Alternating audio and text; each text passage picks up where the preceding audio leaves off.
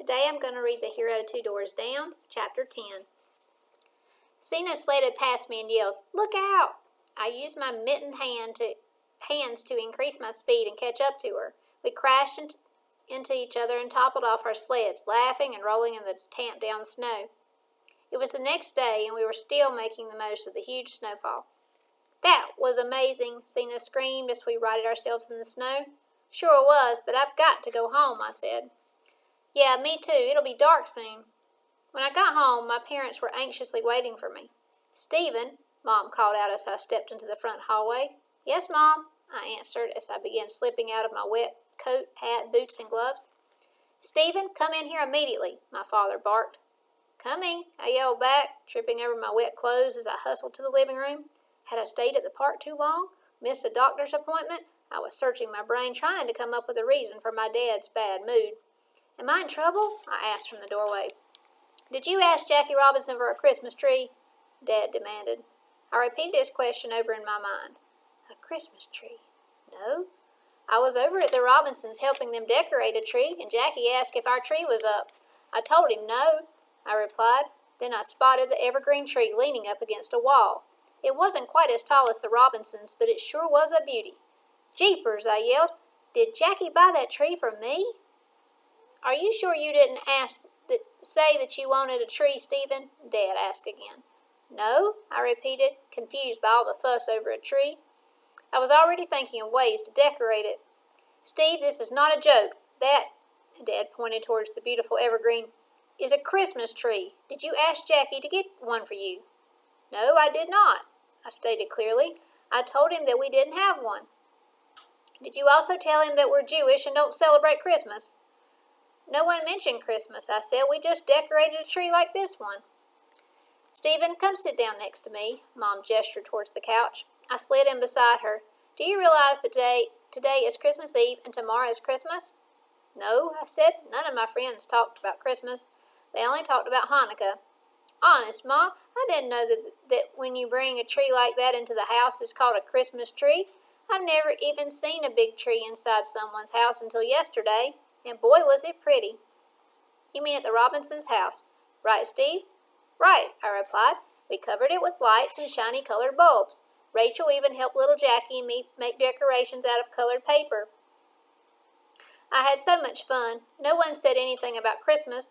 I just thought it was so pretty," I said, fighting back tears. "Did I do something wrong?" Mom wrapped her arms around me. "Absolutely not, son. It's just a misunderstanding, that's all. I better call Rachel and explain." "Dad, can I keep the tree?"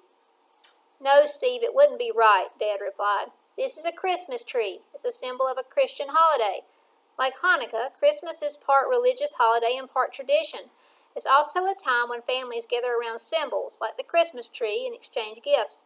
The problem is that Jews and Christians have different beliefs and separate holidays.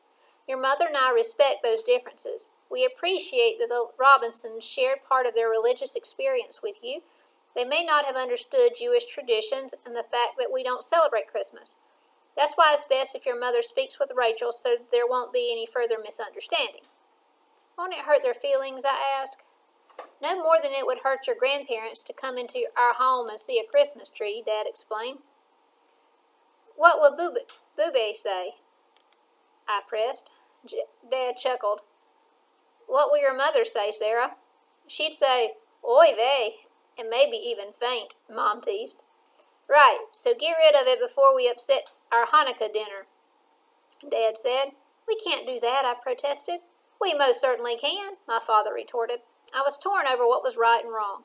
The tree was a gift from Jackie Robinson to me. That made it super special, like when he gave me that practice mitt. But I understood my father's concerns. Still, it was a gift given out of friendship. I didn't want anything to spoil my relationship with Jackie. "Mom, please don't call Rachel yet," I pleaded.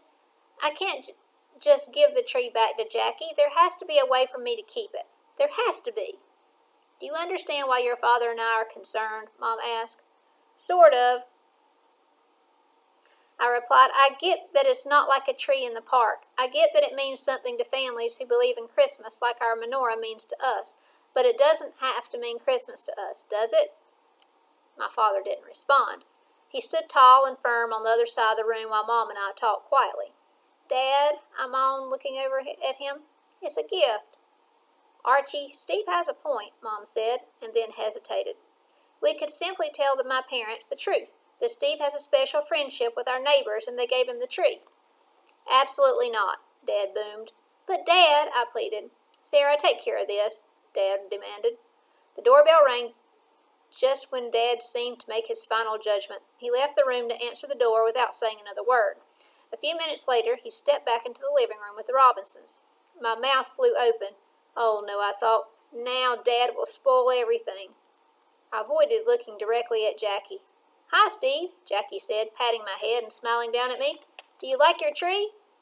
My head bobbed up and down, but I didn't speak. Here, Rachel and I brought over lights and ornaments, Jackie said as he handed me a box marked Fragile and a wooden angel. This angel goes on the very top of the tree. Gee, thanks, I said, looking away from Jackie to my dad, fearful of the next words between the two. I hope you don't mind, Archie. If you could have seen Steve's face yesterday when he saw our tree, well, when Steve said he didn't have one, I just thought it would be a nice thing to share. We think so highly of your boy, Archie. He's become part of our family. Jackie talked fast and meant well. I appreciate the sentiment, Dad finally said. Sarah, I hope we didn't overstep our boundaries. I told Jack that you might be buying your treat later today, Rachel said. Rachel, forgive us. You've been so generous with our son. He loves spending time with you, and we appreciate your friendship, Mom replied. I was so shocked by the gesture that I didn't respond appropriately when Jackie showed up with this lovely tree. The problem is that we're Jewish, and we do not celebrate Christmas. Oh my, Rachel whispered, looking from my mom to Jackie. I'm so sorry, Jackie apologized. Rachel, Jack, it's okay, my mother insisted. We know you meant well. You see, until you moved into the neighborhood, Steve had very limited exposure to families from other faiths. Only Jewish families lived in this neighborhood. His school friends are all Jewish. When you invited Steve to come over, I had no idea he'd be helping you decorate your Christmas tree, or I would have prepared him. This weekend, we'll begin our Hanukkah celebration. It's a Jewish holiday, and this year it just happens to fall a day after Christmas. I looked from my mother to the Robinsons, wondering how this news would affect me. I glanced over at my father and tried to read his expression, but all the adults were focused on Mom. I realized that she was the key to how both families were working through this uncomfortable moment. It also dawned on me that keeping my friendship with the Robinsons was far more important than keeping a tree. Jack and I are so embarrassed, Rachel offered again. Our sincere apologies, Jackie added. It didn't even occur to me that you didn't celebrate Christmas. You see, we're very much like Steve. Until we moved to Tilden Avenue, Rachel and I had very little interaction with Jewish families. I'm ashamed to admit that until now we didn't know much about your faith either. I was bursting to say something, but what should I say? I didn't want to blow it, and I knew if I said the wrong thing I'd be in big trouble. I opened my mouth to speak, but a giggle escaped. Gee, Dad, I began, trying to hold my laughter back. It's kind of funny. I glanced over at Mom. Her face was red as she, too, found the situation amusing. Mom and I started to giggle at the same time. Before we knew it, even Dad and Jackie were laughing. When we all settled back down, I popped the big question. Dad, you taught me to accept a gift in the spirit that it was given, right? I asked. That's right, son, my father admitted. Then can I keep the tree? Jackie jumped in. It's all right, Steve. We made a mistake. I'll take the tree home with us. But Dad silenced Jackie with a wave of his hands. We turned our attention to my father. We've all learned an important lesson here today, Dad began. I realize now that I've been inflexible. Sunday night is our first night of Hanukkah. Our extended family will gather here for prayers, the lighting of the menorah, and a special meal. Later, the children will play games. This year, we've decided to dedicate the first day of Hanukkah to peace. I will lead the prayer and others can share their perspectives. It would be wonderful if you, Rachel, and little Jackie could join us. We'd love to, Jackie replied. That's great, Dad said as he and Jackie shook hands and Rachel and Mom hugged. Steve, Dad said, turning to me, you may keep the tree. Maybe the Robinsons can help us decorate it. You were right, this tree is a gift of friendship, and we will accept it as such. We've been blessed to share this year with the Robinsons. The tree solidifies that blessing. This year, this Jewish family will have both a Christmas tree and a menorah. Sunday afternoon we waited for the Robinsons to arrive before saying our prayers and lighting the menorah. When Jackie walked in, my boobay was the first to greet him. "Mr. Robinson, it's wonderful to finally meet you.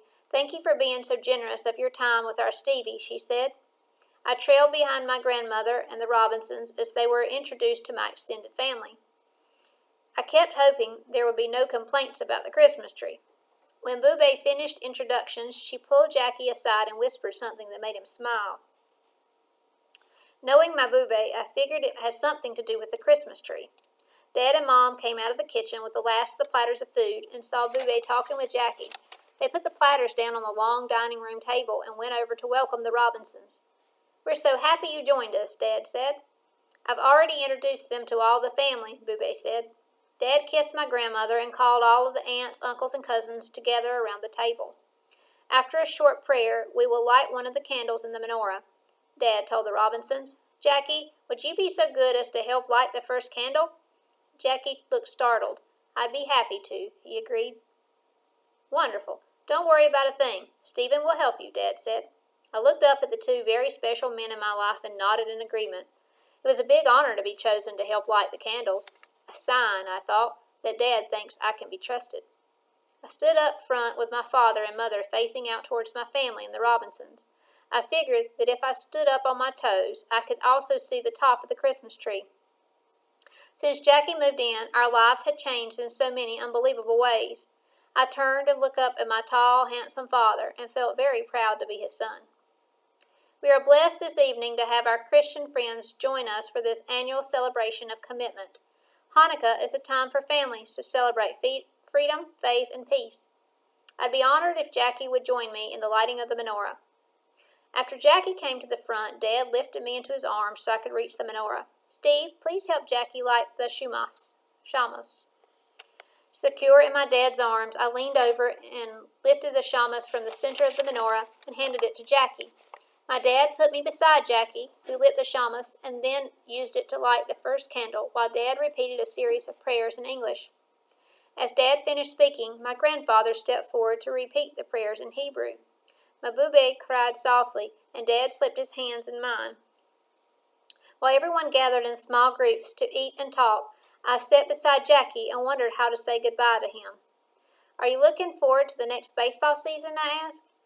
"Very much, Steve," Jackie replied. "I have a feeling 1949 will be our best season ever." "How come?" "We've come a long way as a team and as a league. I will no longer have to prove that I can succeed in the major leagues.